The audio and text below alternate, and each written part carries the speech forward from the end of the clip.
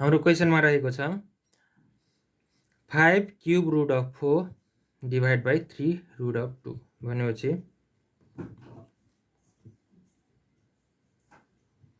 5 cube root of 4 यसलाई हामी divide यसरी लेखौँ 3 रूट 2।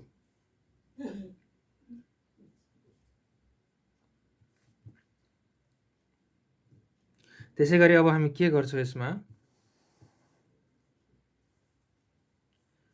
5 इन्टु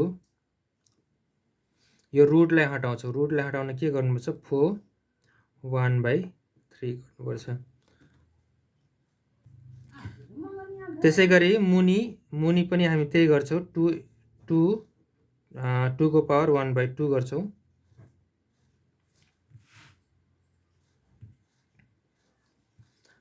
अब मुनिको जुन छ नि कति छ 2 को पावर 1/2 छ।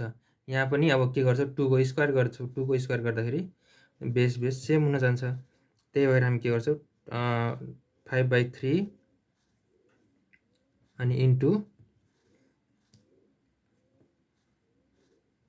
2 को स्क्वायर गरेर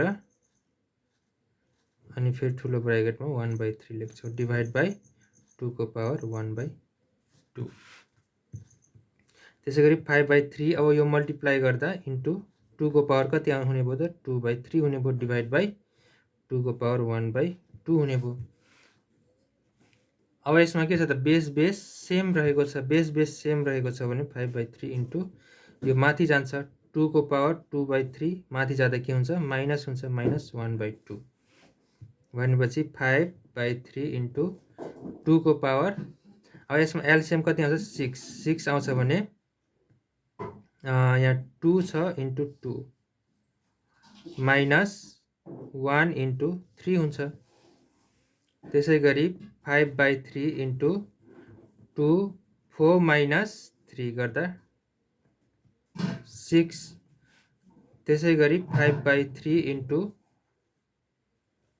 यो कति हो त 2 को पावर 4 - 3 1/6। अब यसलाई हामी रुटमा फेरि कन्भर्ट गर्दा 5/3 6 रूट अफ 2 यो हाम्रो के हो त एन्सर।